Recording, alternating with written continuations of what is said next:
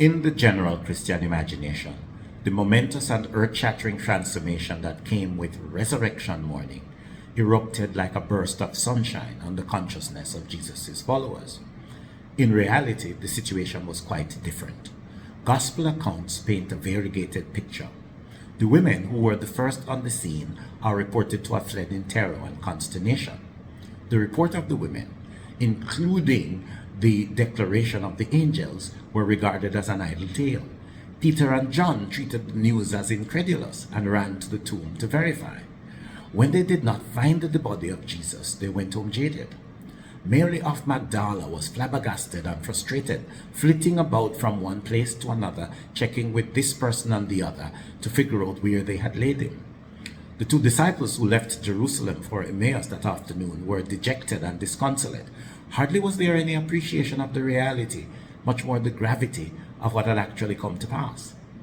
Part of the disbelief and disappointment was due to their dire situation from which they had hoped for deliverance in Jesus. One of the disciples, heading to Emmaus, actually said, "But we had hoped he was the one to redeem Israel." Their experience of poverty and inequity, exclusion and marginalization, oppression and exploitation, injustice and avarice, dominance and violence, along with inadequate health care and other social infrastructure, made it hard for them to see that a new day had dawned and a new way had opened up to and for them. The resurrection of Jesus manifested God's victory over oppressive, exploitative, and evil powers that had been prevailing upon the people. It demonstrated the rule of God over the powers of sin and death. It signaled the possibility of hope beyond suffering. It offered empowerment to face every challenge, and it fostered a new outlook on all of life. It was only gradually, first on the way with the two disciples, then later that evening with the wider group, and over time in the New Testament era, that realization grew to an appreciable level. In the current reality of a world experiencing deepening economic upheaval, increasing political authoritarianism, alarming retrenchment of human rights and civil protections, abuse of power for the purpose of personal vendetta, and the flouting of the rule of law, along with devastating wars, refugee crises, and continual environmental degradation, it might not be surprising if the reality of resurrection does not easily register on our consciousness this Easter.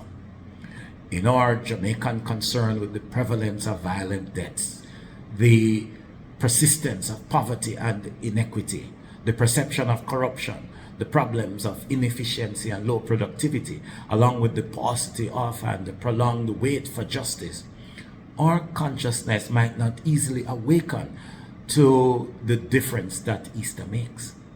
This Easter, we may well need a gradual reawakening to what it means to live in light of the resurrection of Jesus as we face the current realities of our country and world.